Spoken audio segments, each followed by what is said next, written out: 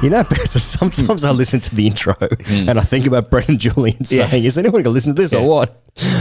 There's unbelievably alpha. Pezza, the game of cricket is changing, and no more so than in the dismissal scene in club cricket in Australia, which is obviously the heartland and the central, it's actually the sun to the universe of cricket. Sun, moon and stars. Correct. Grade cricket in Australia, okay? Now, the changing face of the game we've seen in many ways. We've seen, you told me this morning, Harris Raff has had his central contract cancelled by the PCB. Sure, that's one factor.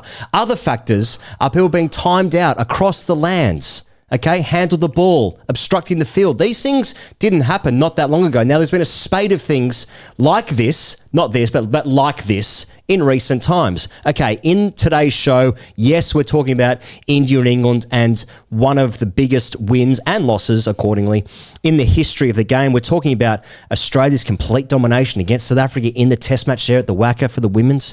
We're going to be talking a little bit of a preview for the New Zealand and Australia series. That's going to be exciting. Hashtag AskTGC. And, of course, away days, which people have been getting around, and we've really had to scale that back into... Well, no one say scale it back. We've had to really cast an eye over each entry because, wowee, some heavy things happen in some cars. Let's just say that. But I want to start, Pezza, with Club Cricket Land, okay? Club Cricket Land, which is next door to Barbecue Land. This is a headline that caught the eye on Code Sports, okay? This is why... The way you talk, like you'd like talking to me. This is how we talk. That's right. Via Paul Amy and Tyler Lewis. The headline reads this. St Kilda Cricket Club night watchman Edward Verco timed out after coming without pads and gloves. Now, have I missed a word there? Yeah, I was going to say. He's come without pads and gloves. Must be nice. Okay, can I just read the article just to give some context to the story? I think that's appropriate, yeah. He arrived to the crease in shorts with no pads or gloves, and then Edward Verco was immediately given his marching orders to head back to the pavilion. watch the bizarre dismissal here. It's a video link. The captain of the player, timed out in bizarre scenes in Victorian Premier Cricket on Saturday, has gone into bat for the young bowler, declaring his dismissal selfless. The incident happened in the last over of the day in the fourth 11 match between St Kilda and Fitzroy Doncaster at Ian Johnson Oval.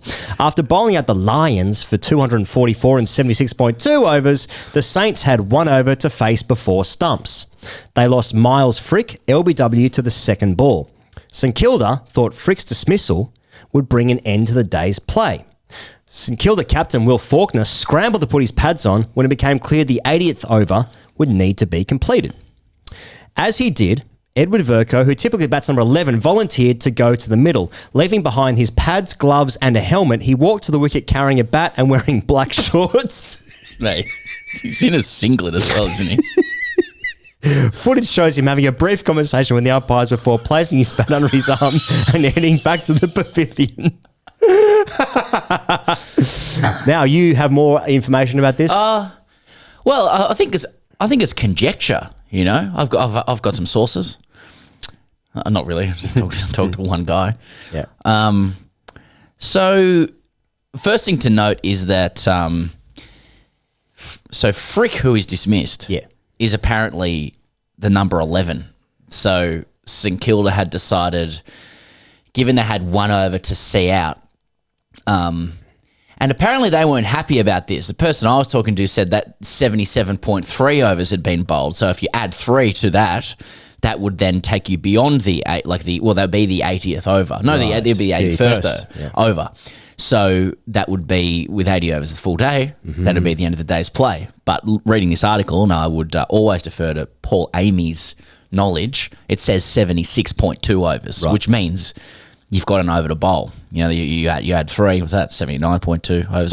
I thought you always lost 2 overs. No, it's 3. It's 3. Okay, yeah. It's 3. Yeah, well, I'm wrong and dumb. Let's That's get all right. that I clear. think the way we're talking here, like you're picking up on a broader sociological phenomenon where there seems to be a trend in society, or the cricket society at least, to be applying rules in pure black and white at all costs and times.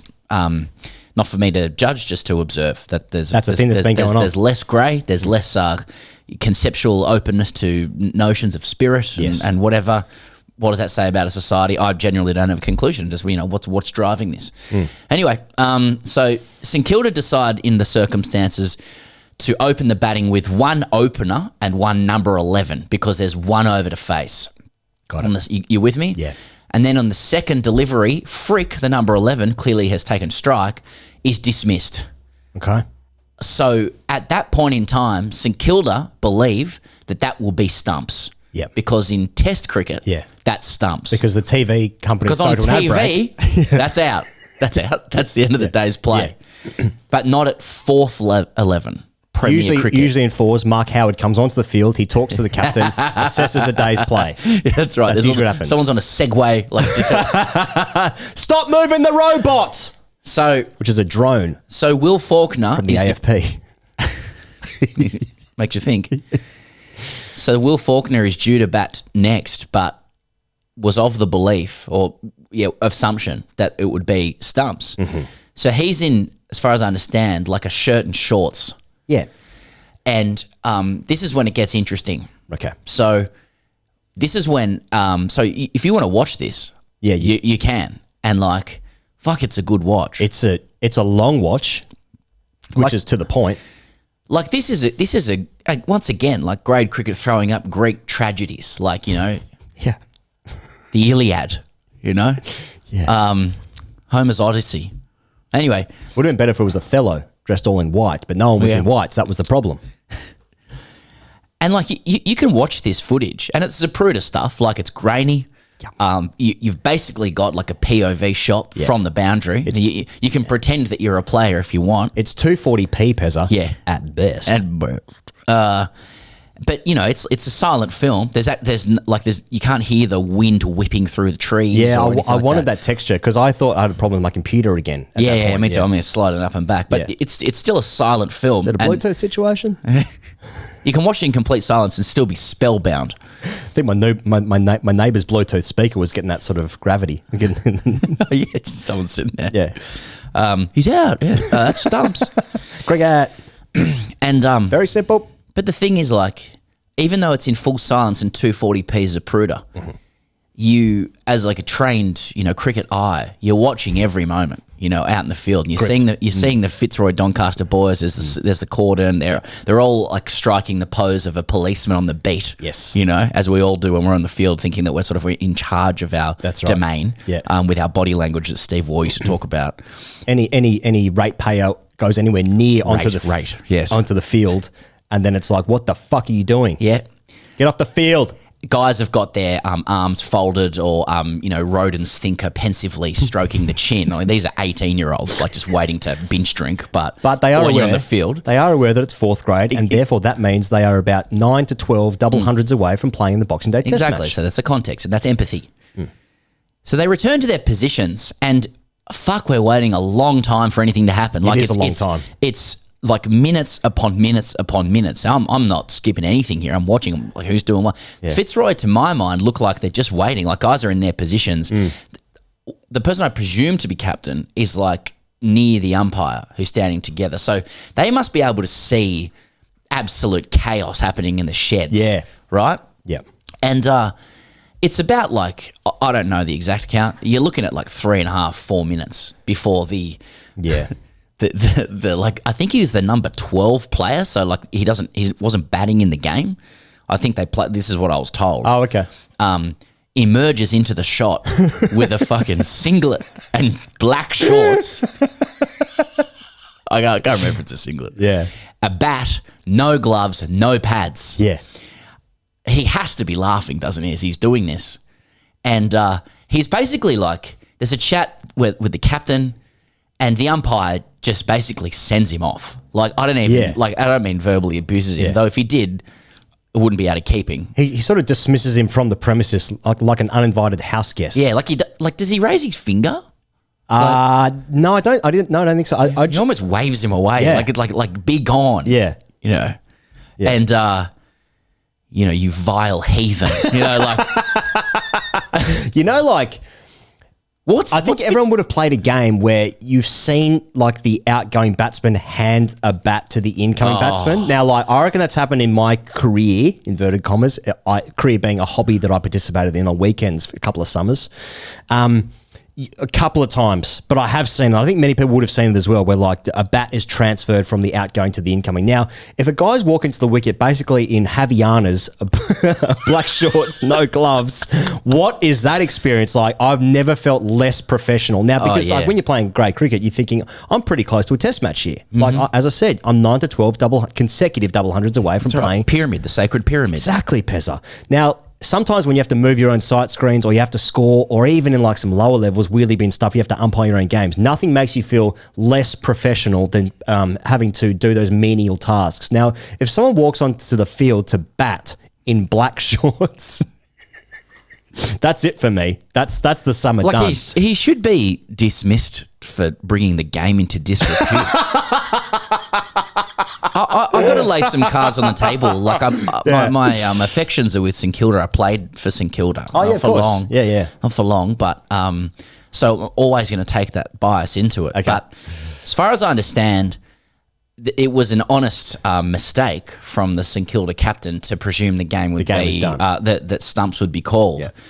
And that there was some frustration from St Kilda's end that, given that fact, that appealing for timed out was inappropriate, given guy was trying to get ready. Like, fuck, he's taken a long time to get his pads on, though, to be fair. Mate, I've got to say, you know, like, we all have the dream where you can't get your pads on in time, etc. Now, it makes you like realise how long 4 minutes is. Because what's the actual? Is it 2 minutes, 2.5, 3 minutes to get to be facing the ball? Is it two? You mean two? I've got to tell you. Now, if he thought the game was over, you probably wasted 45 seconds there. So can you get ready from a state of training kit into out in the middle in a minute? Oh, that's going to give people a lot of anxiety, including myself, in sleepless nights tonight. But I reckon it's possible. Maybe he was tubbing. Yeah, could have. You know what I'm saying? He could have been like packing up the scorer's desk or packing away the tea or whatever. It's my greatest fear. Like, the great fear would be like being, like using the bathroom or something, and like, and you're in. That's happened in a test before. Didn't Ganguly did that once? Or was like Sachin was on the toilet or something like that? Such a fear. Yeah. Massive. I'm on the toilet. Yeah. You just wouldn't go. Like, you just wouldn't. Anyway, I don't know what the St Kilda captain's doing, but yeah, like from my perspective, it's kind of like, you just needed to get your pads on, get out there. I'd like the idea though that so Will Faulkner is the captain. He's a sports journo as well. So okay. I like how he's not been afraid of giving quotes, which is fair enough. You shouldn't be afraid of the media if you're in it. Sure. I like how he's spun it perfectly to be like, this is a selfless dismissal, from our number 12, or whatever. And you sort of got to appreciate the way England have been playing to acknowledge. Well, I know England, I think, will have contributed to that. That's right. That's the way they've gone about it. The way they go about it. That's right. So, yeah, like just a lot going on. I think, like, I want to put this to you. Fitzroy Doncaster appealing when a guy comes out in a singlet and black shorts and Havaianas, no pad. The thing is, like, are you appealing for timed out there? Mate, he's not just out. He's out for 3 games if that happens. Because it's being said to me that, like, they shouldn't have appealed. I'm like, what are you talking about? When you watch Firstly, if you watch it, it's fucking it goes for 4 ages. minutes. It goes for people ages, want to get off the field. Yeah. Lads, time for a light beer. When you watch, that experience of watching cricket from the pavilion when you're playing in the game, and, like, the difference between what you're seeing from the pavilion, like you're watching people like essentially 100 meters away from you. Like once you add in sort of the boundary's edge and you walk whatever, and you're playing maybe the a bit of height, yeah. And there's such a difference between what you can see happening on the field. You can't really hear anybody talking. Everyone looks like they're just standing still. Yeah. There's no energy to a guy's just bowling and your guy's just hitting the ball. And the difference between that than when you get out into the middle and you hear everything else going on is just massive. Yeah. And when you watch this footage, it must have been that, like, because it doesn't look like much is going on, but like it's absolute chaos. Like, can you imagine waiting, like, in the slip score, waiting 4 minutes, and a guy who comes onto the field, mate, like when I played, if someone went to run drinks out in thongs, like we were fucking bollocked. Apoplectic? Like, no, so not you weren't, like, if you tried to go out barefoot, it was the most village thing of all time. Especially because of the bindies. That is true. It's an OH&S issue. The old Bindi Irwin's there. Yeah. Anyway, look, we're banging on about it. Someone got upset about that last week, but I'm appealing, and I'm sending him to the judiciary, but simultaneously as funny. That's what I'm saying. Yeah. Well, I just think I'm not sure this would have happened like that many years ago. I don't know. I just think like the actual incidents of sending a what about he's getting his pads on, the captain, and he's like, can you just head out from here because I'm fucked. So like he bought himself more time. Yeah. Like so that it was. It is kicked from the car. They're chasing 243. Let's see how they go. They're 2 for 2. It could be a turning point. If you want to get behind TGC, you can join us at patreon.com/Grade Cricket. I might read some of the rejected Pajero submissions. You can join the community there. You can become a member of TGC if you will. If you want to revel in what's happened in the past week in cricket with the live chat, or just generally join the community. If you want to be, join the sad members of the community as well about their team not doing the things that they wanted them to do, or just generally sending memes into a live chat, then you can join us there. Of course, #AskTGC Fridays coming out every single Friday. We've done 181 of those bad boys, Pezza. There's also a Hall of Fame in there, and you get everything if you sign up now to patreon.com/Grade Cricketer. Let's talk about the India-England third test there in Rajkot, Pez. I'll just give you the scores and some stuff that happened in the game. India batted first and made 445. England replied with 319. Then India made 430 for 4 declared. Meant that England were chasing 557. Well, no, it was more than that. It was 500 and something. They're all out for 122. India won the game by 434 runs. It's India's biggest ever win by runs. It's England's second biggest ever defeat. Jaiswal made 214 red. Sarfaraz Khan made 62 and 68 on debut. Jurel, the wicketkeeper, also debuted. He really impressed as well, I thought. Ashwin took his 500th test wicket. Rohit Sharma scored 100 in the first innings. Jadeja was player of the match. He scored 112. He took 2 for 51 and 5 for 54. So he scored 100 and took 7 wickets in the game. Batting at 5. It's an unbelievable game. For England, Ben Duckett scored a brilliant 153 in England's first innings. Mark Wood also took 4 for 114 in the first innings of India's innings there. That's what happened in the game. Yeah, right. Those are the things that happened. Now, when you read out what India's done, India have played a stunning game where like more than half the guys have done something amazing, including Ashwin taking literally his 500th test wicket before leaving the game for emergency family reasons, then coming back for day 4. And then guys have scored hundreds. Jaiswal was just unbelievable. The bowling was great. The fielding was very good. The runouts were catastrophic. That was also part of the texture and the rich tapestry of the game. Duckett scored a brilliant 150, but everyone's waiting. India were brilliant. Okay? Now let's get to the bit that everyone wants us to talk about. Shiel Berry of the Telegraph absolutely giving it to Joe Root, calling his dismissal in the first innings the stupidest shot in English Test cricket history.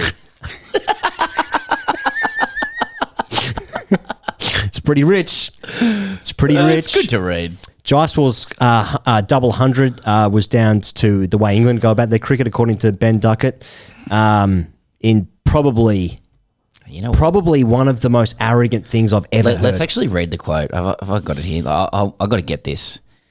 Got to get the actual quote. Just for people who haven't heard. Most people would have. And of course, in the meantime, Ben Stokes not happy with umpire's call being in the DRS situation. Now, what does he say here? Why they've actually literally cut this bit from it. Just keep talking. Shiel Berry is talking about Joe Root's dismissal, where England on the beginning of the second day, they found themselves about 2 for 220, something like that, or 220 for 2, chasing down India's 445 in the first innings. Joe Root then dismissed by Bumrah, once again playing that reverse scoop, I suppose, that he's executed so many times, and that sort of instigated a bit of a collapse, and so now that's bad, which is actually a great, it's sort of baseball in a microcosm. It's like, can you take the wins with the losses, you know? Anyway, you want to talk about Duckett? No, just to frame it up correctly, rather than going, oh, Duckett just said this thing that was bad. Like he said, this is after Jaiswal was on 100 not out overnight. He just done his back. And he scored quite quickly. Yeah. Yep. And they asked Ben Duckett for his thoughts. Duckett had made 150 earlier. Yes, which was a great innings. Duckett said, when you see players from the opposition playing like that, it almost feels like we should take some credit that they're playing differently than how other people play Test cricket. We saw it a bit in the English summer, and it's quite exciting to see other players and other teams are also playing that aggressive style of cricket. Yeah. You know, this is it, isn't it? Like, sometimes the cricket's been really good. And in fact, lots of times the cricket's been really good. You say stuff like that, man, and I get the feeling, you know, of course we're Australians, so we're going to have bias, and people, you know, from England listening to this or watching this are going to be like, shut the fuck up, it's our team, stay in your fucking lane, okay? Third wheel as well, just Aussies coming in. You know, this ain't your fight. Yeah, you got no business covering the series.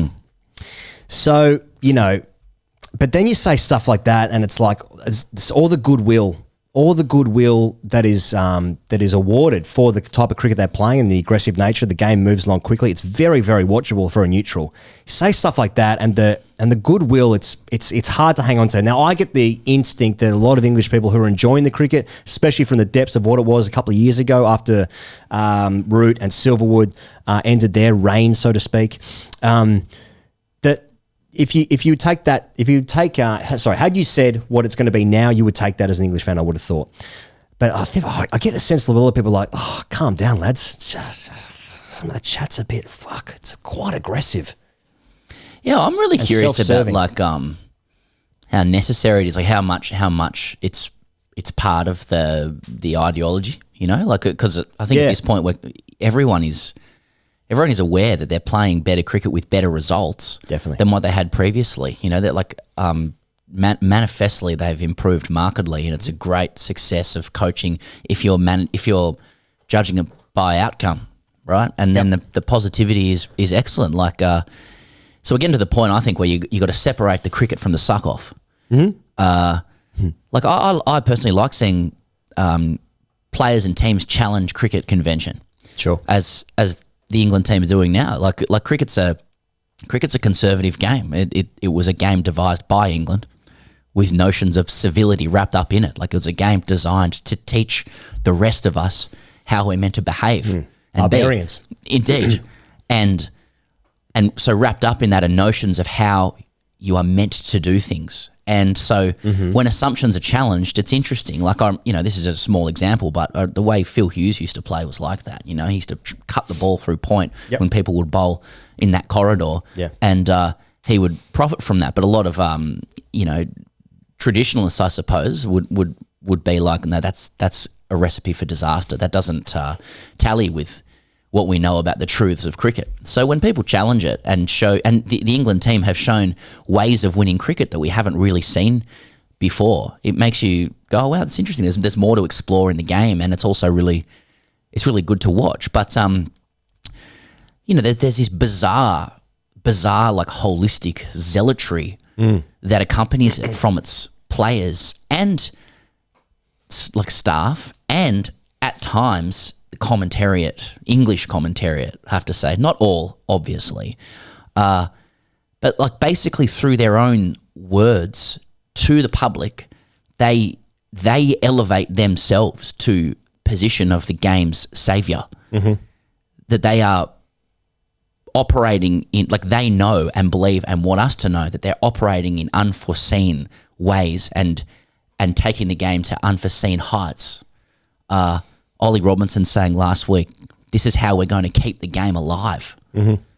We know what Ben Duckett said. Ben Duckett also said they can set us as many as we want, as many as they want. We'll do 600. All that 122. Who was the last Test match said like they don't know how many runs is enough because of the way we play. Yeah, and you hear it in the commentary. Like England gets a slight foothold in the game. Oh, that England's living in their heads rent free. So when you say those things and you lose by 434 runs, people are going to view that as a humbling. Yeah. Naturally, like that's you should be humbled, but it doesn't seem like they are. It's just an ugly corollary to what they're doing. That if you're running a show called The Grade Cricketer, which is all about disproportionate criticism. Yes. Yeah. Nothing is ever good enough. It has to be noted, you know. Can I couple that with Now, this is slightly different, but the fact that they were very open about going to Dubai between the second and third test matches to play golf, leaving the cricket kit in India to go and like chill out and, you know, just vibes and it's more golf, et cetera, et cetera. Now, the amount that these guys play, I understand that. Totally. You know, but when you're really open by that and you chuck in a performance immediately following that by getting the second biggest loss in the history of their test cricket lives, that's going to be hard to stomach. Now, it's how they play though, man. Like the Phil Walker said this on Winston. Good shout from Phil. Like it's like when you live on the edge, you know, sometimes you fall between the cracks. Probably said it better than that. But they're going to have losses like that. Yeah, I mean, I said this before during one of the dailies. But my opinion is that like England are an average team. I mean, they're not nearly as bad as before. Certainly, they're not very good, but they're playing aggressive cricket that is sometimes capable of the incredible. And I feel like when they've done the incredible, it's actually because they've fallen so far behind in the game that they need to achieve the incredible. And I'm just looking at the batting averages of the guys. This is the top 7 for the last test match. Crawley averages 31, Duckett 44, Pope 35, Root 49, Bairstow 36, Stokes 36, Folkes 29. Now, of course, they're missing Harry Brook. He's played 12 test matches. He averages 62. Okay, that's a huge out. No question about that. You got 4 guys in the top 7. They're averaging 30s. You know, I think in lieu of like really top tier consistent batting talent, they rely on momentum heavily to try and change the game really quickly, to try and catch the opposition off guard almost. You know, we saw Cummins and Australia, generally speaking, with the backroom staff go about that by trying to negate the amount of fours that England hit.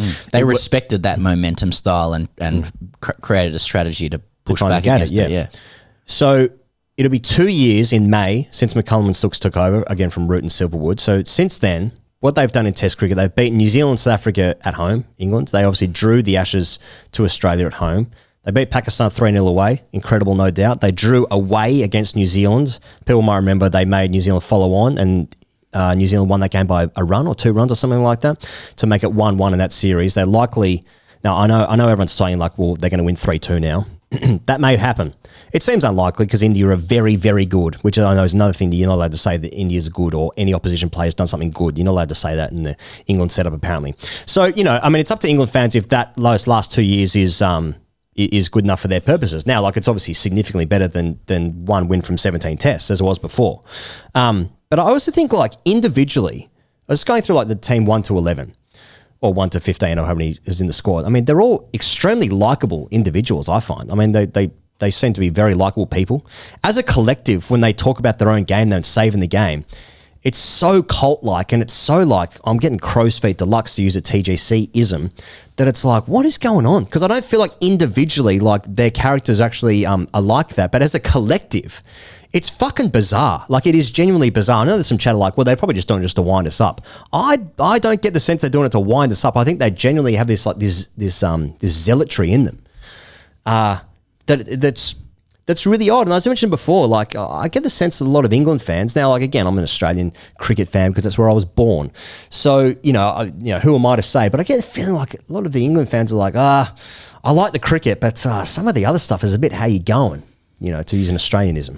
Be interesting to talk to McCullum. Not that it occurs to me that the England team plays much baseball when it comes to fronting the media. You know, like it all seems to be very held back and cagey. But I do wonder if you talk to McCullum whether he would say that you know, being fundamentalist, like evangelical zealot about the way they play, and that kind of, you know, fundamentalist commitment to positivity at all costs and all times is a really important component of what they're doing. Like, I know that to analyse it from a sports psychology perspective, they would argue that what they're doing and the way they talk and the way they think about cricket is all about clarity of mind. Like, you can't be someone who hits a whole bunch of 6s and 4s and goes at 5 or 6 and over in Test cricket with all of the convention and truths in cricket that sit, you know, from 150 years that sit behind that. You can't revolutionise that or break the rules, which is what they want to do, without supreme clarity of mind about what you're doing.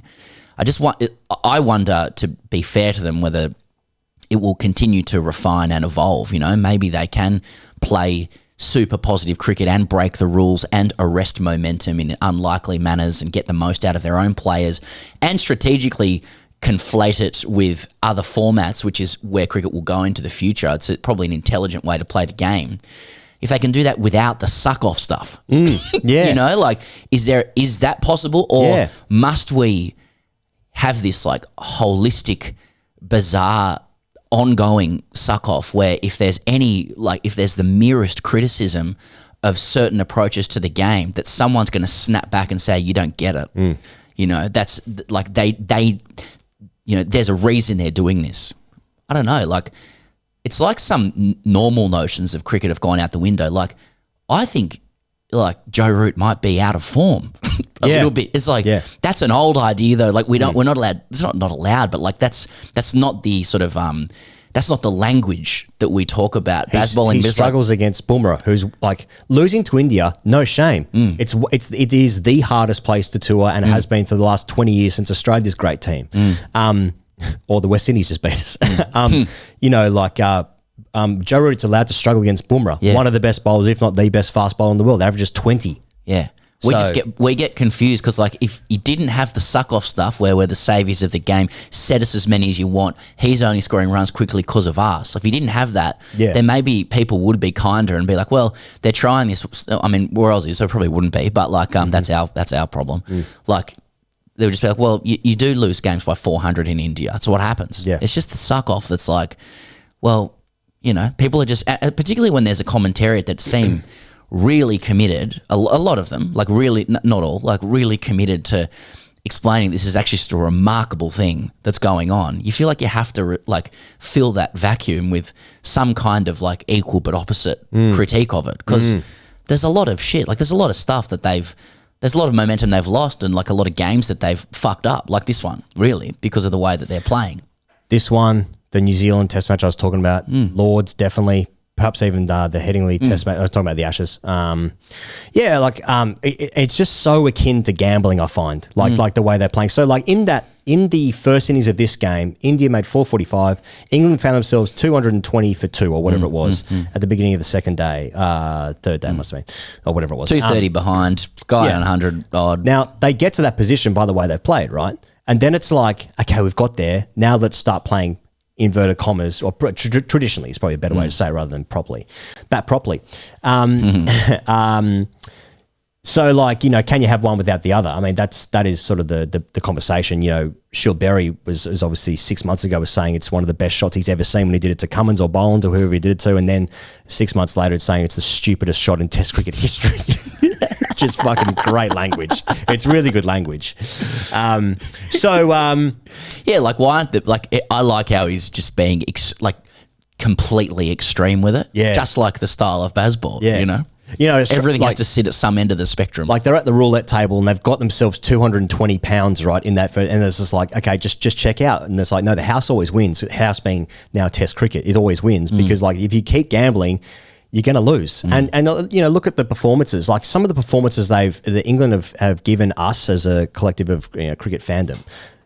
They've put in like multiple performances, or individuals have done something that you would have only ever seen once every like 5 years, which gives like I think it gives guys longer runs in the team as well. Because like I remember like 3 months ago when he just scored 150, and like Ollie Pope, for instance, Ollie Pope averages, what is he average now, 35 or whatever. Now like he just scored one of the all-time great away hundreds and double hundreds in the history of the game, and that's how England won that game. But like they were also so far behind in that game that it took that to win the game. I'm not sure what my point is. I suppose my point ultimately is like, there's a reason why England won one of 17 games. The very in the previous tutelage or leadership, and like the team is very similar since then. The results since that time is much better, but like fundamentally, I think they're an okay team.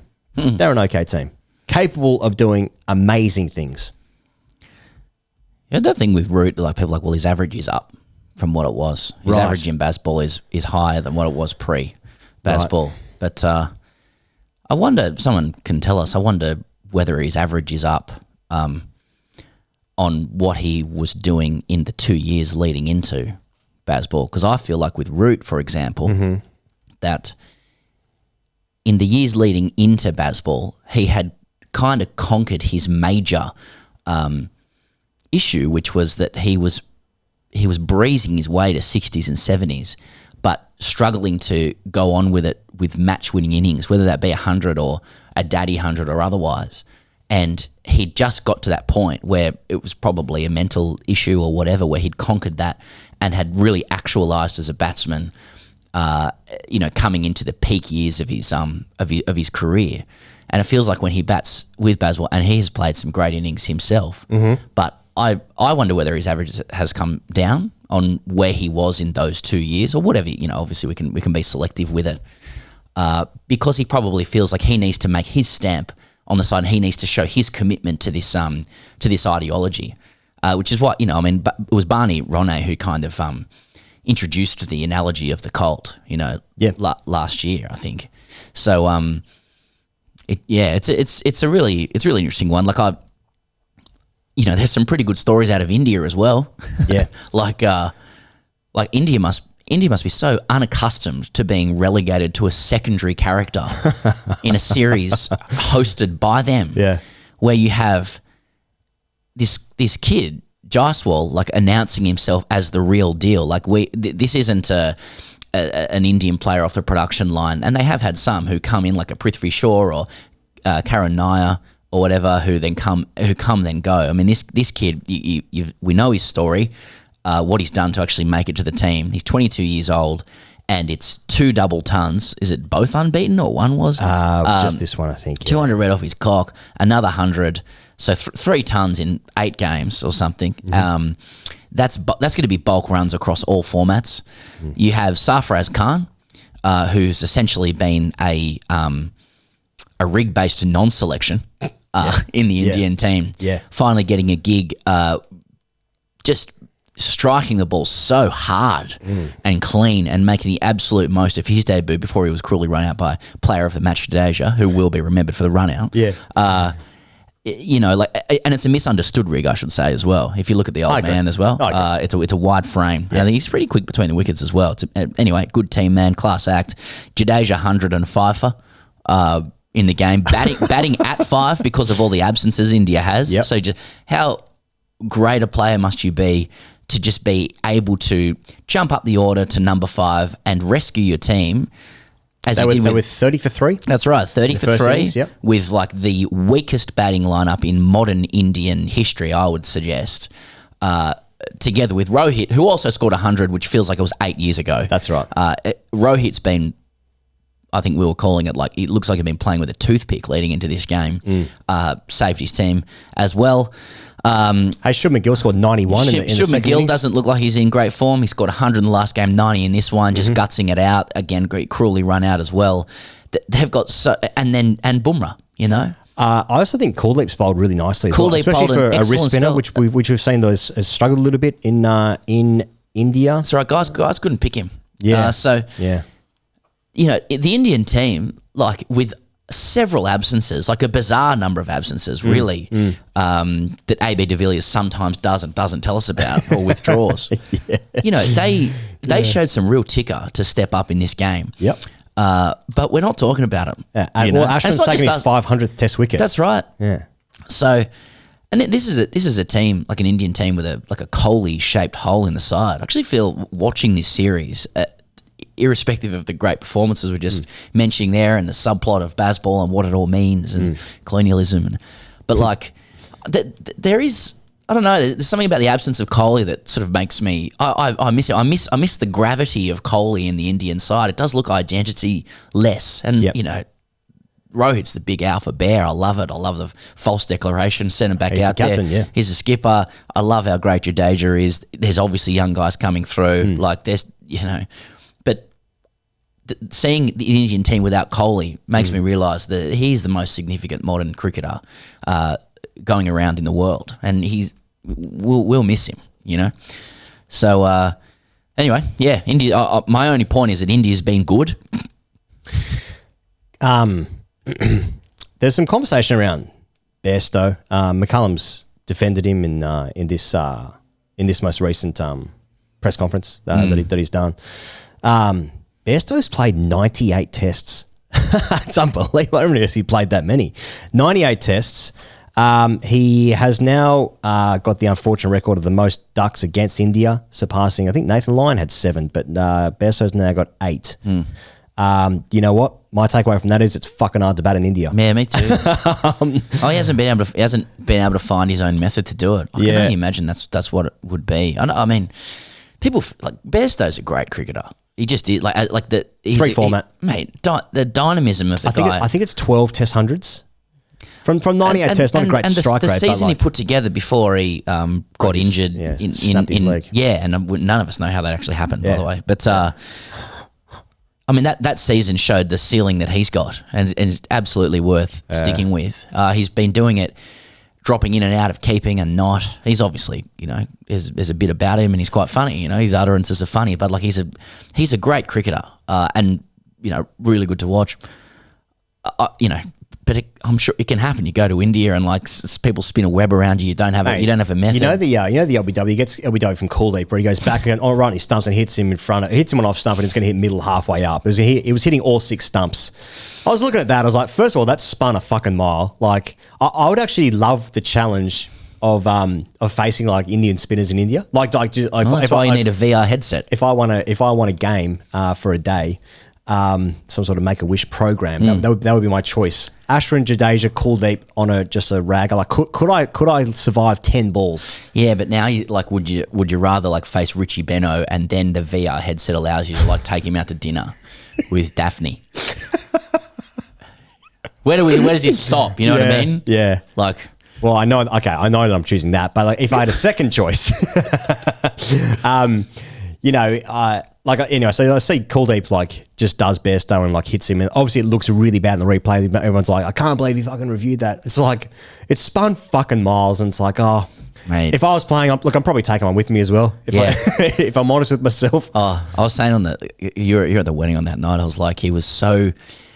One of the funniest things about that review in the LBW is when you get struck on the pad, you'll notice a lot of people, and probably a lot of us have done it before. You move out of the way of the stumps because you think that somehow that might create an optical illusion for the umpire as to where it was hit, where you hit, or you might lean outside the line or whatever. But when Bairstow was truly trapped in front of the stumps, it smashed him on the middle of his pad, and he just didn't move.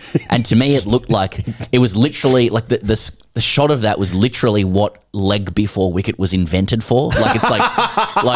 Your legs are before the wicket. It's going to hit the stumps, and you've blocked it with your legs. You can't do that. You're in the backyard, and as a kid who hasn't learnt the rules, the kid my son's doing this at the moment. To him being out is when the ball hits the stumps. So he's figured out, well, if I stand in front of the stumps, I'm fine. And I can't explain LBW's 5. You know what I mean? That's actually hit you in line and you can't do that or whatever. So if it's pitched here and then it's...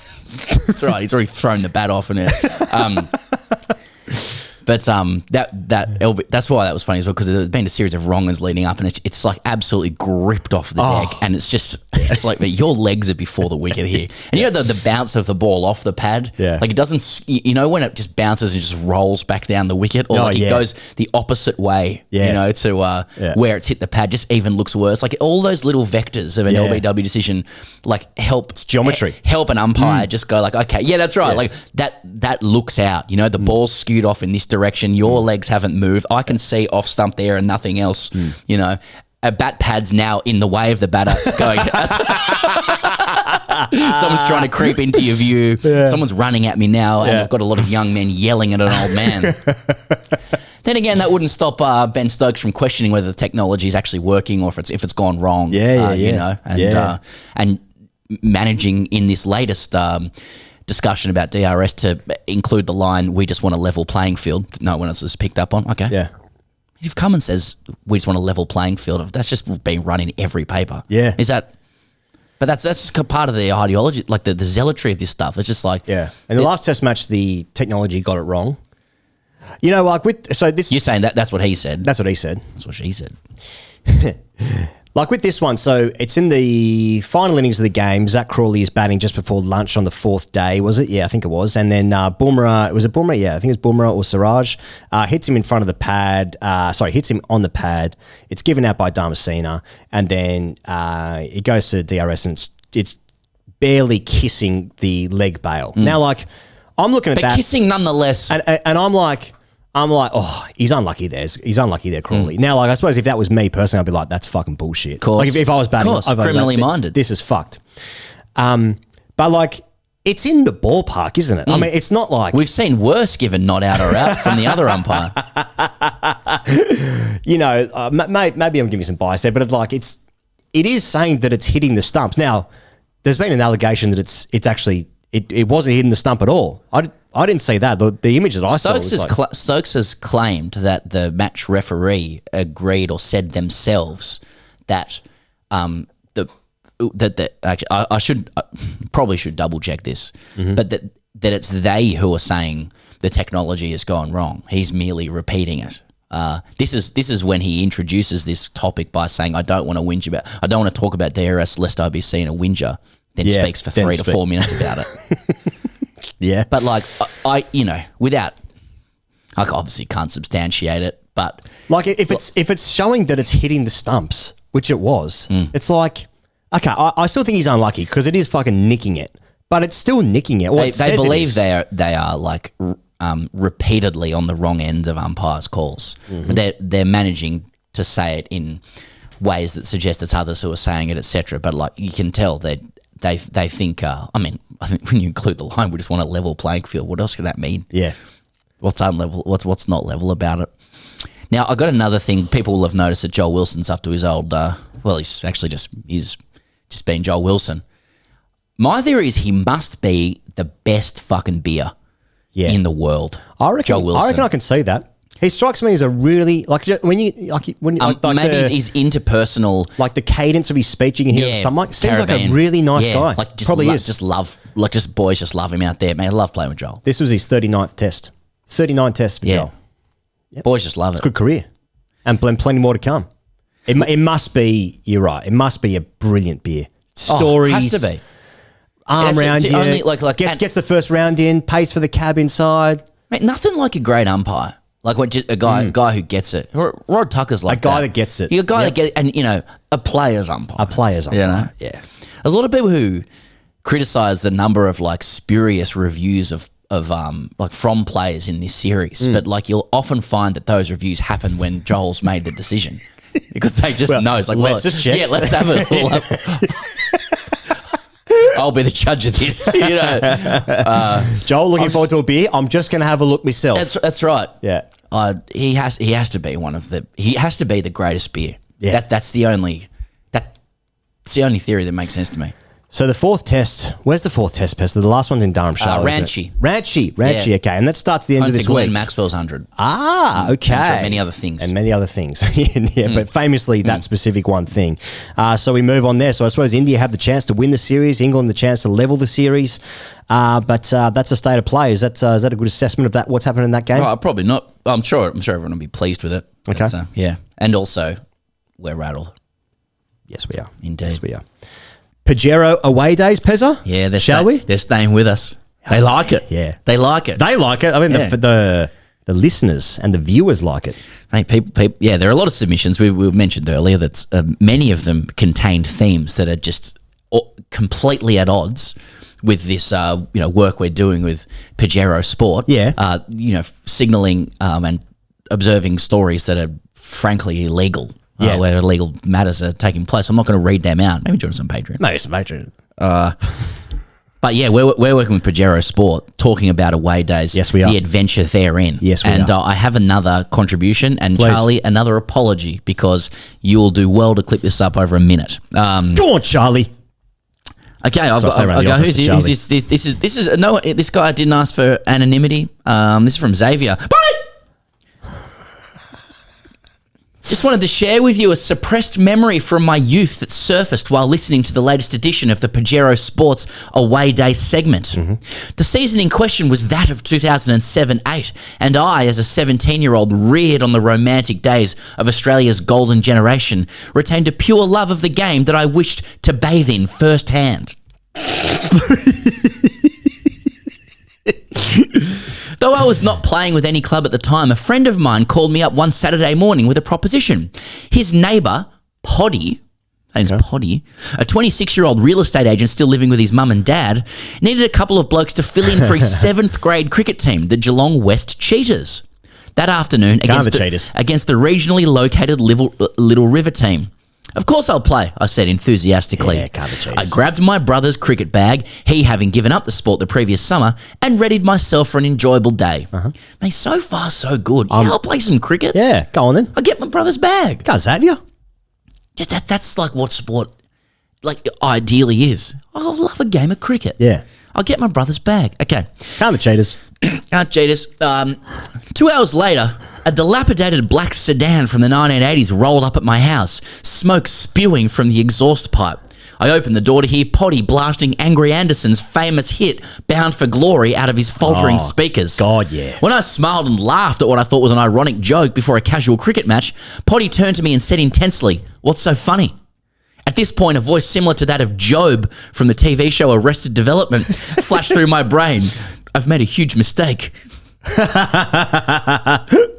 What preceded was a 40-minute drive, listening to Ando's best hits before we arrived at the Little River ground, a barren wasteland devoid of any grass, just metres from the noisy Geelong highway.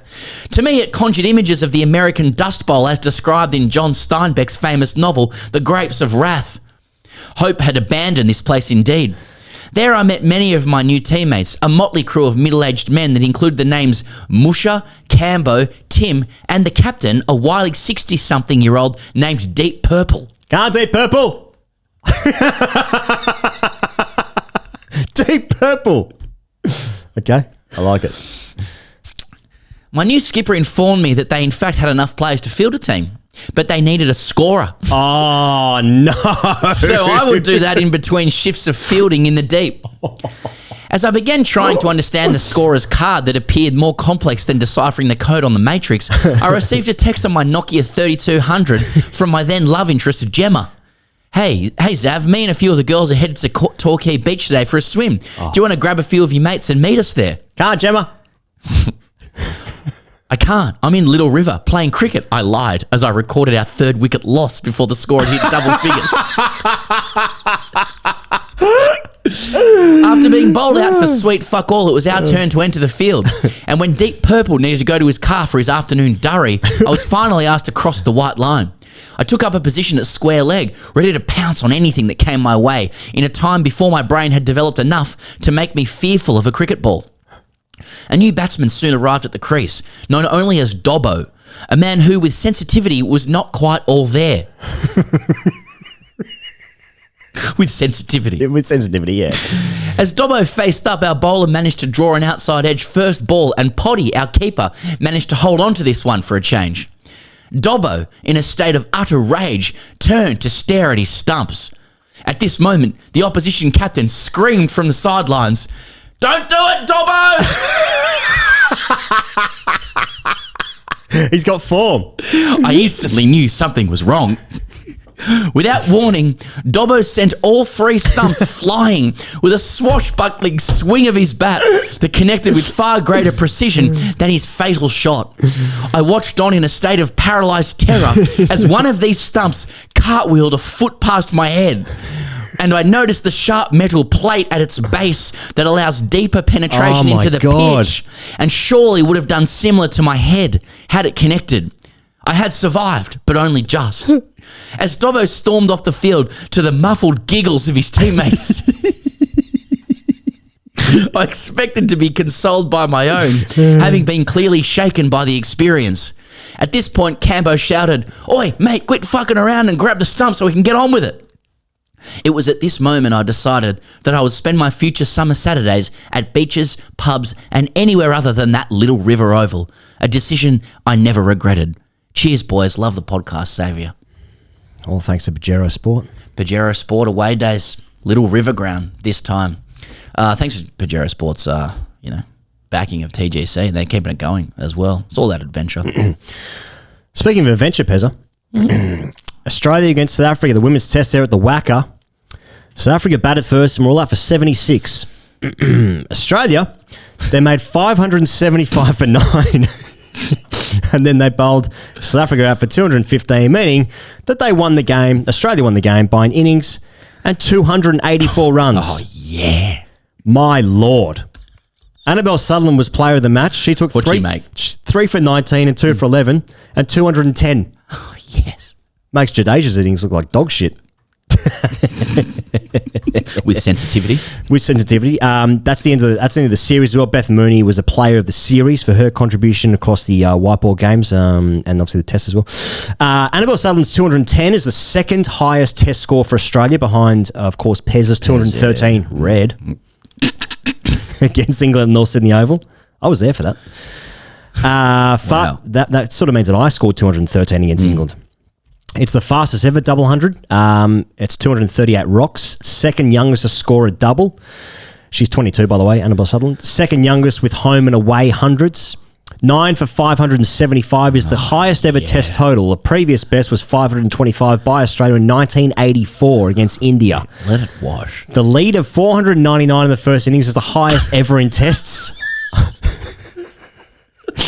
Elisa Healy also scored 99 before chipping one back to the bowler. It's the fifth ever in tests, and 4 of the 5 test 99s are from Australians, which makes sense because really Australia and England are the only ones that play tests. But yeah, that's what's happened in the game. Darcy Brown also took 5 for it's her first ever 5-wicket haul. I think in any cricket she might have been saying. In the first innings, Darcy Brown took 5 for 21. And she also took 2 in the second innings, also 7 in the game for Darcy. Australian batting innings, I mentioned the 210, 99 for Elisa Healy. Also Kim Garth batting at 10, scored 49 off 45. Obviously, friend of the show, Kimmy G. So that is just complete and utter domination. Isn't it? Despite this, the South African team in good spirits. They're saying, like, we'd like to play more tests. It might be a little while before we get the chance, but we want to play more tests. I mean, that's a common theme about here from women's cricket, that despite these nearly ridiculous one-sided games, that they all just want to play more test cricket. And you can't argue with that. Also, just, mate, I know that they played the Shield at the WACA the last couple of rounds, but cricket at the WACA, man, I mean, it's what I'm saying is, like, I like it because that's where they played when I was little. But satisfying all round. Mate, Annabelle Sutherland, it's another all-rounder gun for Australia. Oh, yeah. When you look at any Australian bowling card, 7 of them have a role. Sophie Molyneux back on the side as well after her time away. But I don't know. What do you want to say about this? It's just I'm making noises. I'm feeling a bit weird about it, to be honest. if I'm being serious, mate, the records. I'm fucking cooing here, letting those numbers wash over me. It's 38. They led by 499 in the first innings. Because this is the point. Like, just to be clear, like this is the point where other more venerable cricket outfits will make correct, sober analysis of the state of play in women's cricket vis-a-vis test matches, etc. It's just got to be a space for things are just really good in Australian cricket at the moment. Yeah. Women, men, children. That being the under 19s. Yes. Yeah. Legally, men. Yeah, right. Yeah. Well, I'm sure some of them are underage. I don't know. Maybe that word feels off, say underage. Well, I'm just saying they're less than 18. We've ruined saying. Yeah. Anyway, whatever. But so they won the multi-format series 12-4, so they've obviously lost 2 games, which we focus on greatly. But I mean, look at that, man! I'm just enjoying it. But going on with South Africa, I did note that Marizanne Cap pulled out on the morning. No cap, no play. Yep. Morning of, yeah. Owing to sickness. That was what was put forward. There was some Twitter stuff going on. Her wife, Dane Van Niekerk, was getting involved. One of the South African players said we didn't miss Cap during the game. Okay. Something's going on. There's bit doing. Cap's their best player. Yep. And then Cap's not at the ground day 1 and 2. Turns up day 3. Okay. Bowling by herself in the nets. Just a bit going on. Just optics. Yeah, okay. I know there's been a bit going on with South African women's cricket. I can't add any more to that. No, fair enough.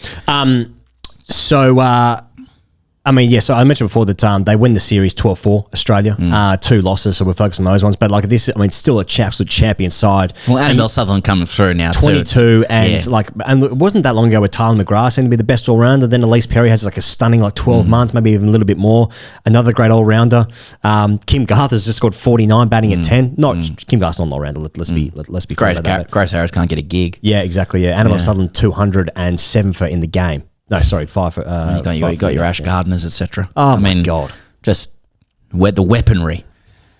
And it's all very big and athletic as well. But it plays into my fears, Pezza. But what happens when it ends? Well, they've already gone for... The way I'm coping with that is that, like, what they've already done is it's more than we should ever have...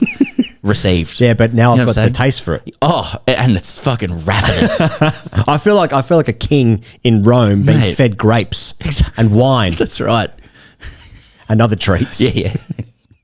But yeah. Let's just leave that. The extension of that's getting into territory. Yeah, that's right. Yeah, you know. Anyway, just tiptoeing around. Yeah. Can we say anything that won't be construed as a sexual entendre of any type whilst talking about the game? Exactly. Yeah, right. Anyway, but it has been great feeding for years. Yeah. And I like to eat my grapes or lying down on a sofa. Fed by you. Yeah. Got those big feather fans. You know? Yeah. I can't possibly eat a grape unless my feet are being touched, which is a proclivity, obviously. This is what we're being served. And my Lord. I'm just, it's rather than analysis, it's just gratitude. For us, it's gratitude by way of cooing. Like making noises, firstly. Yeah. The women's team turns me into a pigeon. Yeah. You're either a pigeon or a Roman emperor feeding on grapes and wine. Yeah, that's right. Being fanned. Indeed. My Lord. Some Chianti made by slaves. Just fed. You're on your chariot. You're lying down. You've just tubbed. You're in your chariot. Yeah. Fuck yeah. Yeah, you're in Egypt now. Okay. Yeah. I'm moving around. Yeah. I'm shape shifting. Okay. Yeah. Being fed grapes and wine, some Chianti. That's anyway. Yeah, and that it's Annabelle Sutherland who is picking up the baton at age 22 with 200. Now we're talking. When I close my eyes and I think about the future, Pezza, I've got like Will Sutherland in the Australian team, Annabelle Sutherland captaining the side. Like now I've got longer term familial ties. Obviously, Stark and Healy bonded over this with a Test match '99. You know, finally something to connect themselves over. This is per A, but I'll keep going. Sorry. No. But then I think about like, what about like brother sister in oh my God, fucking hell, in the women's team and then the men's team, okay? You know what I'm talking about? I know what you're talking about. It reminds me of the War Brothers, you know? What about brother, sister? Fuck me. Someone's stuck in the laundry. Stop it. This is per Grandstand Cricket Podcast, veritable show, Corby and Cowan. So apparently over the weekend as well, the younger Sutherland brother, I think his name's Tom. I could just be guessing at a private school name there, but I think it's Tom. Tim. Yeah, it could be one of 5 names, but yep, unnecessary. He hit one over at Royal Melbourne.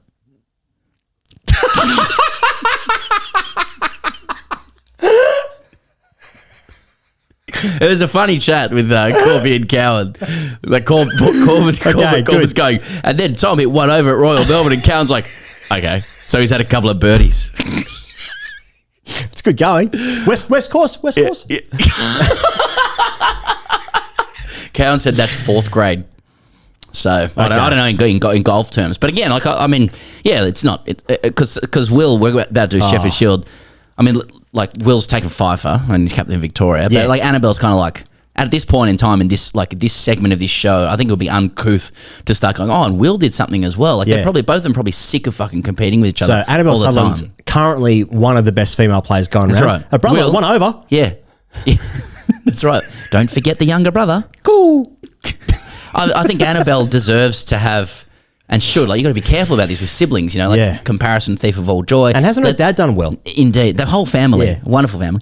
But like, you know, everyone needs to be celebrated in and of themselves without comparison. Oh, so it's an elite Annabelle family. deserves her own pigeon stuff yes. and grape feeding Yes. of the Roman That's emperors right. while you're being moved Now, on a am chariot. I right in thinking that her mum was also an athlete? Like a... I don't know, but it would, might be wrong about it, that. It wouldn't surprise. you wouldn't be surprised if I gave you that information. You wouldn't go, ah! Yeah. Did you know the entire family is sporting? Pezza, do you ever get frustrated that you can't watch a certain live sports events because they aren't televised in your country? Yeah. With NordVPN, I can switch my virtual location to a country that is showing the sports event that I want to watch live, so I don't miss out and can watch all of the action. As I said, live. NordVPN.com/TGC. You get a huge discount off your NordVPN plan plus 4 months for free. It's completely risk-free with Nord's 30-day money-back guarantee. NordVPN.com/TGC. If you want to get on the internet and Use change the your code. location, use that code. Use the code. Basically making money. NordVPN.com/TGC. Stop being an idiot on the internet, okay? Use that link. Stop it. Stop it. That's good. That's good. I could hear that down the track for you, vis-a-vis fatherhood, etc. It's good. The Sheffield Get Shield. off that. The Sheffield Shield. Here are some things that happened. Actually, do you know what? No, that's, we'll talk about what's Fatherhood.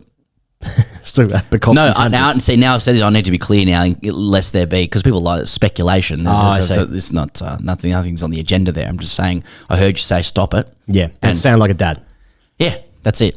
No congratulations in order or anything like that. Or a third I'm grade still captain. talking about it. Yeah, stop it. It was enunciated.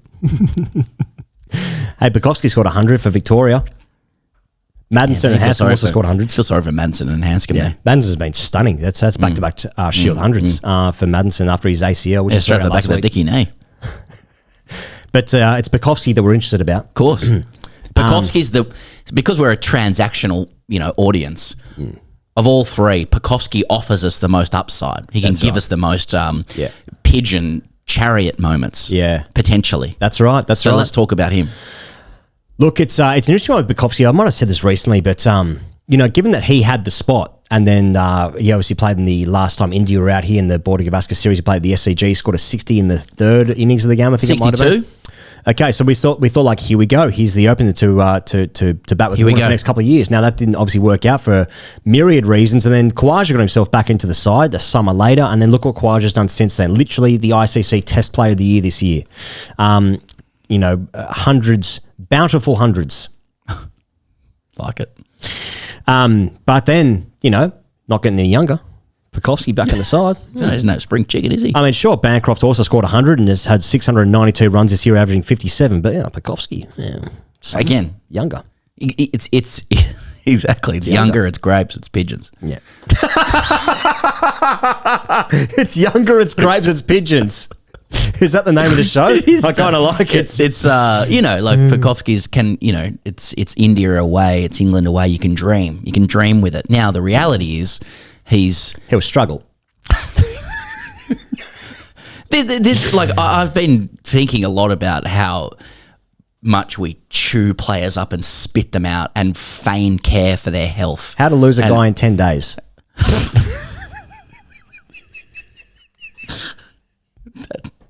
I don't know if that applies, but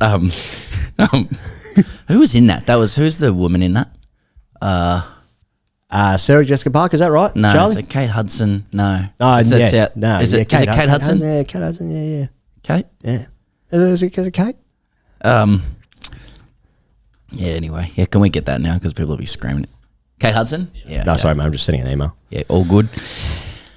But I mean, Will, I'll call him Will.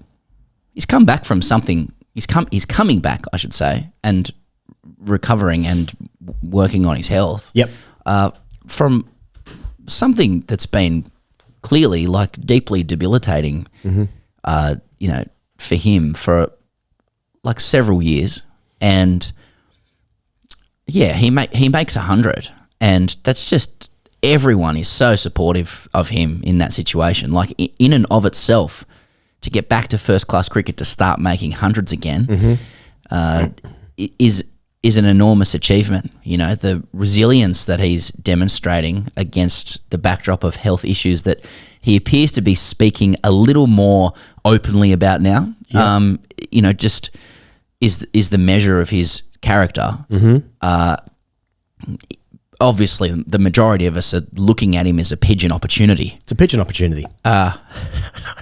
Younger pigeon grapes.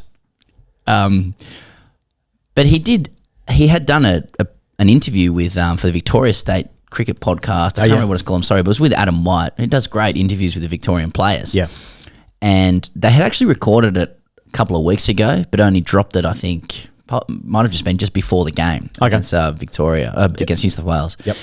And Pekoski said a number of things. I mean, he made clear publicly for the first time, it had been suggested and vaguely noted that his health issues run deeper than and are bigger than simply concussion and being hit on the head. Right. And actually quite separate to concussion without him naming, and he said he'll speak more about that later. Okay. Which I think is interesting.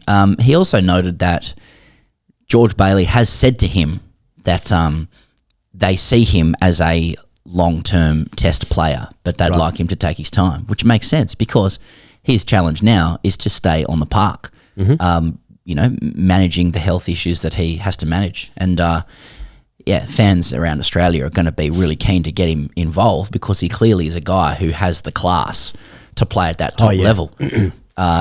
And he's somewhat anointed and he's prodigal, as we've said. Yep. And he's a compelling guy to listen to and all that kind of thing. But for now, it's really like just I hope he's happy. I hope cricket's good for him. He stays on the park, scores runs, and then we can, get a bit sort of more, start to have a look at the pigeon stuff. Yeah, I mean, obviously it's an interesting conversation because of the age of the Australian team, and you look at guys that could come in next. Yeah. So just looking it up, he's just turned 26, Pekoski. Renshaw will be 28 in March. Bancroft has just turned 31 in November. So those are your three guys that you're looking at the top of the order. Given that Marnus is one of the younger guys and Travis Head, they'd be solidified for a little while, you'd think. No idea about Steve Smith. But those are your three guys. So like they're all young enough, really. I mean, including Bancroft. I mean, Bancroft will get his shot, I'm sure. Really? Well, yeah. To that end, he's just scored 100 again in their game against... they were playing against Tasmania. They were playing against Tasmania, yeah. So Bancroft, as I said earlier, 692 runs. There's a bloke at the other end who scored 100. We're more interested in. At 57. Cameron Green scored 100. Now we're talking. Didn't get many in the first innings, actually, neither did Bancroft. But so those are good things. Cameron Green, another 100 down. Right guys, pigeons. In that game as well, Bo Webster scored 100. How are you, slug? He's got 664 runs at 60, so he's got 28 runs less than Bancroft, who's leading the Sheffield Shield. Just how many wickets does Bancroft have? Just a highlight kind of season Slug Webster's having. Oh, yeah, Slug. Caleb Jewell opening the batting, scored 227. That's the highest score in the Shield this season. So where that leaves us in the Shield, everyone's played 8 games. Tasmania are top, then Victoria, then Western Australia third, New South Wales fourth, Queensland fifth. Queensland just beat South Australia. Alex Carey scored some runs in that game, 49 and 90, I think, batting at 4 for South Australia. But they got pumped by Queensland, who had a timely win. So, that's the state of play in the Shield. Anything else you want to add? Do you like? Yeah, I do. Yeah. Do you like Maddinson runs? Yeah, I do. He's an interesting character because obviously he had one shot. How old's Maddinson? He'd be the other side of 30, I think. Yeah, he'd be like 33 or something like that. He's 32. He only just turned 32 in December. Okay. Is that young enough? Yeah. Well, just look, there's an opening spot's coming up. You don't know if a couple of guys might get a rails run, if you know what I mean. A couple more hundreds from Maddo. Like he's a guy that he'll be in some kind of, George Bailey keeps hats, right, with names in hats of those who are kind of he's a hat guy. Those are deemed like able to play test level. I'd imagine Maddo would be one. He had 3 tests, only scored 27 runs, so it didn't quite work out for him. Good time to play for Australia back then. It was a good time, yeah. And he's played 6 T20Is for Australia as well. How much attention? He's got class, I don't know. Yeah. Well, he's probably just about young enough to be there or thereabouts for maybe even like the Ashes next time round. I think the current team is going to try and hang on for the Ashes. You include it in this cycle. They've obviously got India in Australia next summer. In the June following in 2025, that's the World Test Championship final. Australia will want to do well to get to that. Sorry, they'll want to be there and win that again, I would have thought. And then the home Ashes, and then I think you're going to get a max exodus. So, it's probably by then he'd be 34. Yeah, I'm just saying two more hundreds. We're talking now. Yeah. It's certainly run a form. There's a horse race. He's in the race. Let's talk about the leaders of the World Test Championship table at the moment, Pezza, and that's New Zealand. And they've just beaten South Africa 2-0 in that weird Test series. It's the first time New Zealand have ever beaten South Africa in a Test series. That's a weird statistic, but it is a thing that's just happened. In the game, in the second Test, it was at Hamilton. Not to be confused with Alexander Hamilton. Oh, thank you. South Africa made 242 in the first innings. New Zealand scored 211 in their first innings, meaning that South Africa had a lead of 31 in the first innings. Then South Africa made 235, meaning that 267 was the target to chase in the fourth innings, which New Zealand did 3 down thanks to another Kane Williamson 100. That is his 32nd 100. I think Kane Williamson scored like 800s in the last, or 7 or 800s in the last like a year and a half, or maybe even 2 years. It's an incredible run of form. Because he was fourth on the list of the top 4 big boys not that long ago, and now he's equal with Steve Smith on 3200s. Coley and Root have 30, I think it is. Is that right? It's something like that. Yeah, I don't know. So Kane Williamson's just scored 300s in 2 tests. That helps. Willie O'Rourke was the player of the match. He took 4 for and 5 for 34. There was a statistic in this game that who was the South African Neil Brand? Neil Brand took Brunt. Sorry. Oh, am I talking about Dane? Who was it? There's some statistic going on about South African players. I don't have it in front of me. I apologise. Some guys did some stuff for South Africa. They were in the game at least. They were in the game this time, but New Zealand showed some class in the end, and they were just too good. Once again, different to Heinrich Klaassen, who's a different player altogether. But since then, the test squad has been announced for Australia. It's Southee will captain. Of course, he's been the captain the last little while. Blundell, Henry, Kugelheim, Latham, Mitchell, O'Rourke, Phillips, Ravindra, Santner, Wagner, Williamson, Young. That is the test squad for Australia, a 2-test series. Southee and Kane will play their 100th test in Christchurch. That is the second test against Australia. Other news here, Kyle Jamieson faces a year out of the game with stressies. He's got stresses in his back. He's obviously just had a while out of the game, but he's injured himself again, stresses in his back, so he's facing a year out. There's no Trent Boult for the test, but he is in for the T20s. Williamson is going to miss the T20s as he's on paternity leave, but of course he'll be back for the tests. Daryl Mitchell is missing the T20s with a long-term foot injury, but aiming to be back for the test. He's also been named in the squad. And there's no Jimmy Neesham for the T20s as he's in the Bangladesh Premier League playing. So, but yeah, test squad announced. You look at the bowling lineup there. It's most likely going to be Southee. What am I looking at? Southee, Henry, Wagner, and who's your spinner? Ravindra, Glenn Phillips do some work there. There's Santner, I suppose, as well. Against Australia, Australia's team is going to be the team, so we all know what it's going to be. So I think that's going to be a red hot series. I know the Kiwis are really looking forward to that, like Kiwi fans and players. First time we've been there in 8 years. Looks good. I'm up for it. I'm keen for it. Yeah, I think it's gonna be hot. Not weather, like it's just gonna be a hot series. Just want to note, without having delved into the research on this, but I suspect the inclusion of Scotty Kugelheim is going to be regarded by many people as controversial given his history. Right. But I have not done the sufficient research to get into that. One of those things where behaviour doesn't have to be criminal to be disgraceful. You're just looking at me blank, which is fair because I'm not bringing anything else. No, I don't know enough about it, but I know that he's been picked numerous times since that court case or the hearing or the incident itself or whatever. But yeah. Anyway, just noting, unhelpfully. What do you reckon about how do you think Australia's going to be received in New Zealand? Because it just occurs to me, it's like I haven't been there for 8 years. You just see a few things knocking around the internet. Yep. And there's an article in the Nine papers today from Malcolm Conn where David Warner is speaking. It's actually carried across all media, where David Warner is speaking about the abuse he received when he was there last there for Test cricket in 2016. Right. Guys getting ejected from the ground. Someone else getting into Hazelwood Deluxe. I have seen in various platforms people jokingly or otherwise encouraging and inciting people to abuse Australian players. Yeah. Now, how much weight that carries, don't know. But just wonder if there's just a little vibe of like, oh, we've got the Aussies in our backyard, once every 8 years, and we're gonna fucking give it to him, Cody.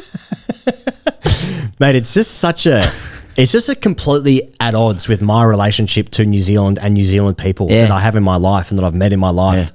Yeah. That's probably nothing. Said this my last week, just like lovely people. Every single one I've ever met. And then I just get this feeling like that Australia's going to fucking cop it. And like this is the series for New Zealanders. Now, it's obviously like a fair rivalry, obviously a big rivalry in other sports. But in cricket, that's just not our relationship to New Zealand in cricket. Or it's not my relationship to New Zealand in cricket or just New Zealanders in general. But I feel like there's a number of people just cannot fucking wait to call Australian cheats and say Give it to Warner. and saying some fucking weird shit, Yeah. like weird stuff from like a long time ago. Yeah. But this is their shot to do it because Australia They never come goes over there. every yeah. 8 years, yeah. Yeah. So Davey will be in the white ball series. yep. Starts tomorrow, by the way. Yeah, the Chapel Hadley Trophy's up for grabs as well in the T20s, Pezza. It used to be just for the ODIs, but now it's going to be for every white ball series moving forward. Okay. And this is the last T20 series for both sides before the World Cup. So it is important. Just an Australian news, Stoinis is out with a back. He was replaced by Aaron Hardy, who's now pulled out with calf tightness, so Spencer Johnson's going to replace him. Wade is going to miss the first game to stay in Hobart for the birth of his first child. That's actually via Alex Malcolm, I should say. Matt Short is returning from a string and Nathan Ellis from a rib. So those are the guys that are going to be vying for the 15-man squad who they may or may not be able to prove their worth in the IPL. Both have got to be there. Yeah. Both have to be there. So that's what's at stake. But let's start tomorrow. Yeah. Fuck, I had not clocked that.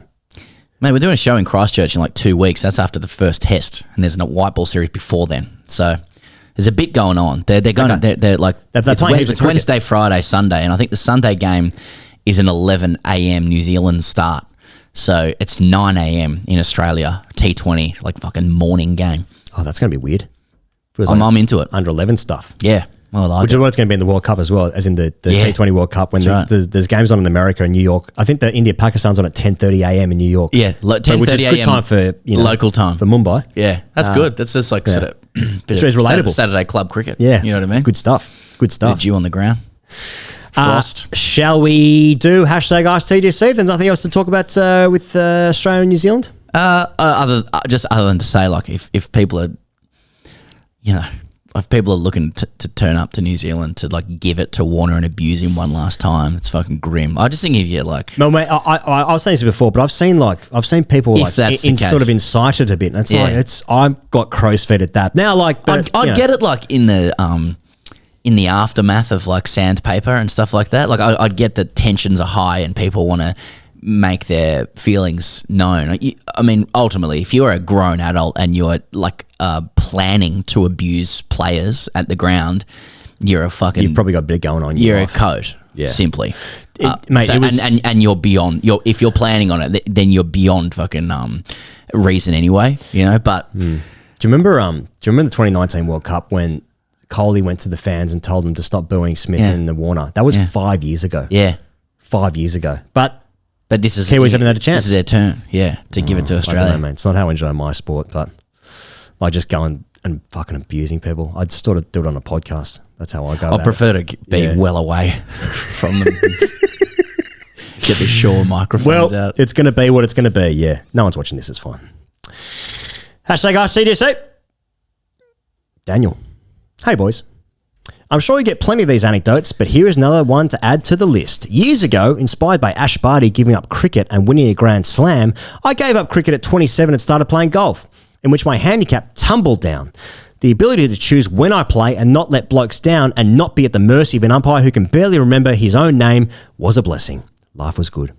Then, the undying urge to pull off the Century Circuit chop was ringing strong.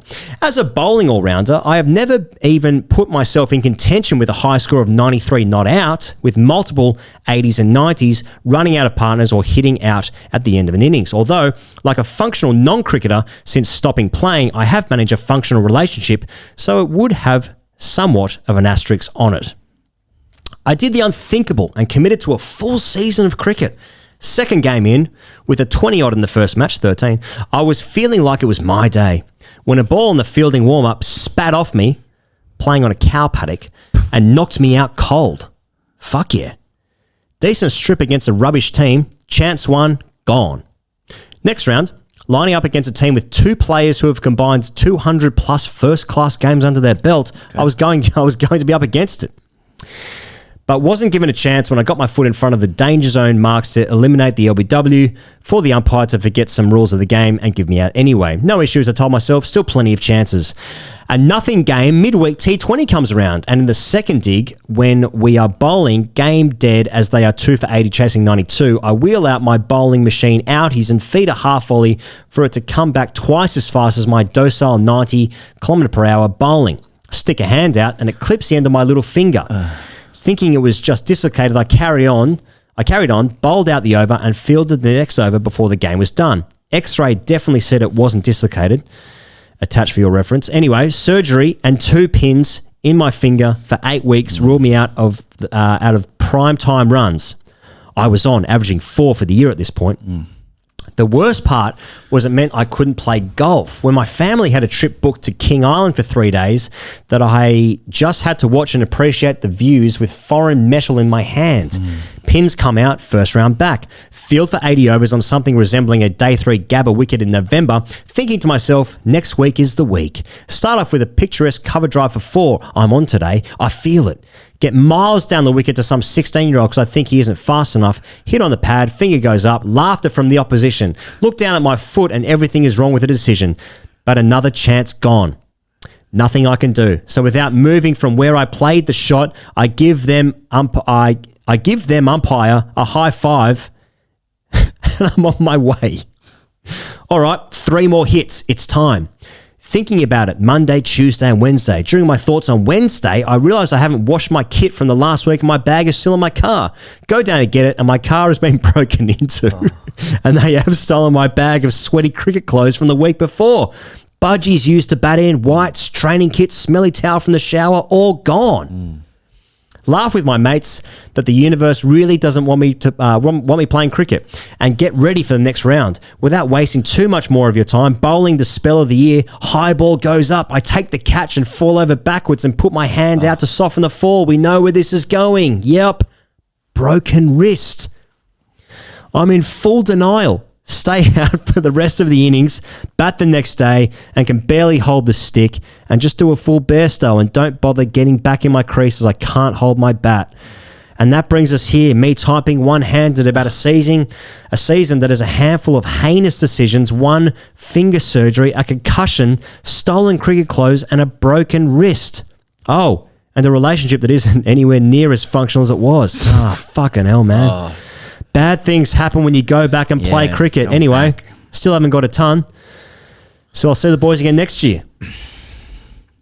Daniel. Damn, Daniel. I don't even think that's like, obviously there's a fair bit of bad luck within that, but I'm not saying it's a tale as old as time, but there's just a lot of like really, just like gritty bad things that happen when you come back to play cricket. Like it's sore on the bones and the joints and the feelings of ball connecting to body, and you know, and then I got thinking about like the cricket bag in the car. He went to wash it. And he must mean like wash the clothes that were in it and stuff like that. Yeah. What was your sort of regime or program vis-a-vis washing clothes, you know, from a Saturday to a Sunday game and then from a Saturday to a Saturday game, and also like training gear and stuff like that, like in your own kit? Yeah. Did you have a routine? Yeah. Every Monday I drove 45 minutes to give it to my mum to wash.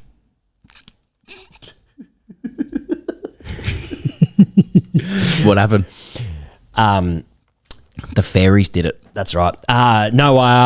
So Saturday. So obviously you have a circuit bag. You have a cricket kit. Yeah. That lives in your car for the entirety of the summer. Yep. And then you take it out maybe a couple of weeks after the season finishes. So you're getting into your autumns, your winters. That's if you haven't gone to England, then come back with the bag tag. Bag tag on it. Just let people know that things have gone pretty well for you over there when it hasn't. So you would have cricket clothes for a Saturday game, and you washing that. You're washing that Saturday night. So it's going in the dirty clothes basket at least. Did you have a Saturday separate night. bag for your cricket clothes? Yep. Yeah. Was that always the case from even like school cricket? No. Yeah. No. When did you graduate? Not from school. I mean, to a separate bag for your clothes. Probably maybe first full year into grade cricket. Okay. So I was 19. So even in lower grades. Yep. Yep. Like towel and stuff like that, like ready to tub. No, I didn't shower until I was early 20s. Yeah. Okay. So I've got to go. I don't remember. It would be funny if I remembered some anecdote here, but I No. I'm curious. No. Just funny that the way we all graduate, through the ranks. Yeah. Maybe I just felt more comfortable in the club or with showing other men my penis. Did you start in 5th grade and work your way up? I started in 5th grade. Yes, I did. Yes. Put some scores together, or just got older and pick up the grade. Yeah, other guys sort of left the club. They sort of recognised my name a bit and just sort of got up there.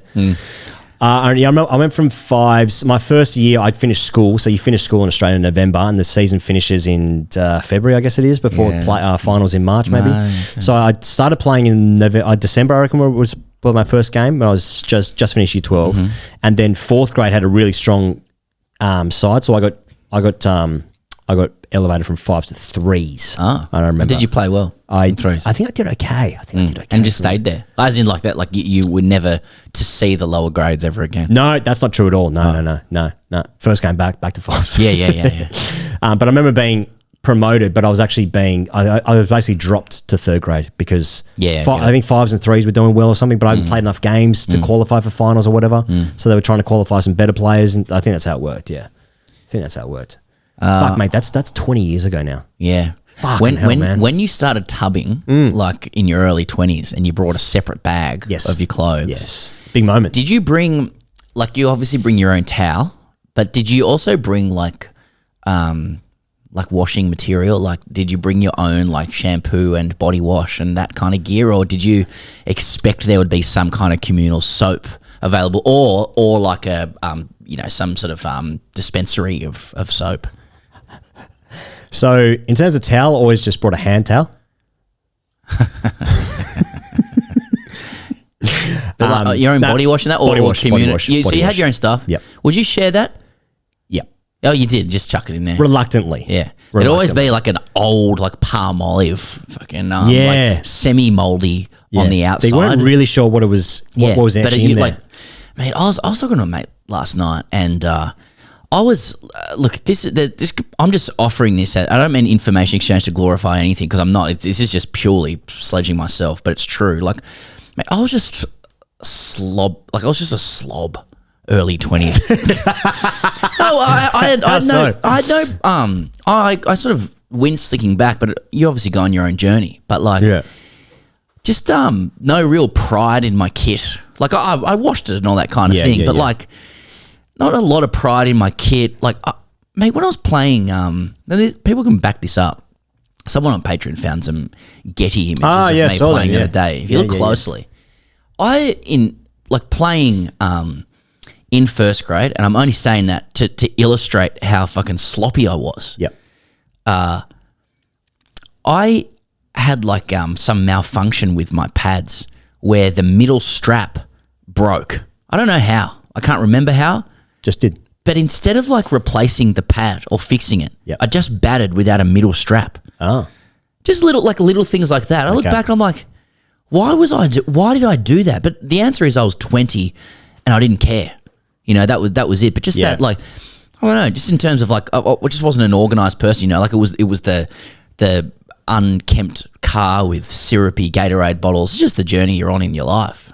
But it just makes me think about that when this guy's getting into the minutiae of like him coming back to cricket. You know, what he was doing with his kid, where his kid was sitting. One of the last years that I played, I was in my late 20s, or maybe even 30 then, and a guy that I was playing with was in his mid-40s, and I remember him saying, like, it hurts me to play. Like he just loved playing so much. Emotionally. And it helped that he did really well, which, of course, would be great for everyone. I would still be playing if I was good. But, like, and so I remember him saying, like, it hurts me to play, you know, and, like, obviously because I'm 28, and you feel no pain or anything at that point. So it's just, I didn't really understand. It was just like, oh yeah, sometimes I'm a bit sore, you know, in the old legs there. We've filled it for 90 overs the day before, but like lactic acid. You know, obviously the older you get, shockingly, you understand more things. And I really understand now. So going back to playing cricket now, like in my head, like getting out of bed in fucking installments in the next day on a Sunday would just be like, it would be too much to bear, really. Like trying to like run a marathon without any sort of training. Like coming sort of back, thing. exactly. Like the aches and pains and the soreness. I'm not even talking about like fucking August hands with the ball hurts. Exactly. It's just standing up. Like if you ever do like a week's shop in Woolies and it takes like an hour or whatever, for whatever reason, or you just go shopping with your missus perhaps, or for yourself. I appreciate you're being careful about the things you suggest you do. And like, yeah. And, because that's how long it takes, you know? And you've stood up for a long period of time and your legs start to ache. And then you sit down, you're like, that's nice. Yeah. Isn't that nice? Nice. Or do you sit down? Cricket match fitness is just an underrated thing. Yeah. Yeah. The feelings of things. You ever have like a really long drive and then like you've been in the car for, let's say, 3 hours, then you stand up and you sit down 8 seconds later and you're like, oh, it's nice to sit down again. Yeah, same as that. 8 seconds later. I mean, there's just a litany of these stories about It's a nice message. The hope and the reality, the dream and the reality of coming back to cricket. Yep. This is a particularly extreme, but it's more likely that that's the experience than coming back and going, oh, I've attained some new plane of psychology that now allows me to access, you know, all of my potential in cricket. Your eyes are fucked. You can't see the ball very well. Everything hurts in your body. When the ball hits you, it hurts. It's nothing but pain. And you surround yourself by people that are younger than you. People are younger. They're not as interesting. They're fucking... But they're better than you. Yeah. Sometimes their dad's there. They don't appreciate it. They don't appreciate what they've got with their body, as you didn't. I didn't. Yeah. No, I mean like one, you know. Yeah. Yeah. It's there's not It's a perfect, not a lot going for it. It's the perfect way to sign off the Grey Cricketer podcast for episode 265. If you want to get around TGC and have more of this kind of stuff, more of this kind of existential chat with your questions with hashtag AskTGC Fridays every single week, patreon.com/Grey Cricketer. We'll be back for the daily of the 4th test match in Ranchi. And of course on Patreon as well if you want to join us there. So we'll see you guys on the internet whenever you choose to join us next. June. Or June us next. Oh yeah, June. Yeah, June. See you later, two flutes.